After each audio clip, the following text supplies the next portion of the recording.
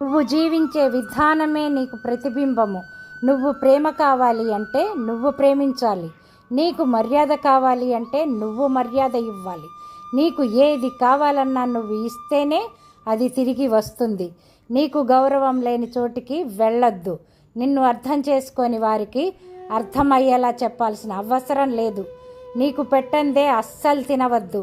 నిజాన్ని ఒప్పుకోకుండా అలిగిన వారిని బతిమిలాడవద్దు. నిన్ను లోకం చెడు మాటల వల్ల బాధ పెట్టాలి అని చూసినప్పుడు నువ్వు నీతో ఒక మాట చెప్పు, నేను తప్పు కాదు, కానీ నాకు ఆ గుంపుకు సంబంధం లేదు అని. నువ్వు ఒక్కోసారి చెడు చెయ్యకపోయినా చెడుగా చెప్పబడతావు. ఎందుకంటే లోకులు చేయమని చెప్పేది నువ్వు చేయలేదు కనుక. లోకం చాలా గొప్పది. ఎంతటి వాడినైనా దాని ఇష్టం వచ్చినట్టు మంచివాడిని లేదా చెడ్డవాడిని, రాజును లేదా అడుక్కు తినేవాడిగా చేస్తుంది.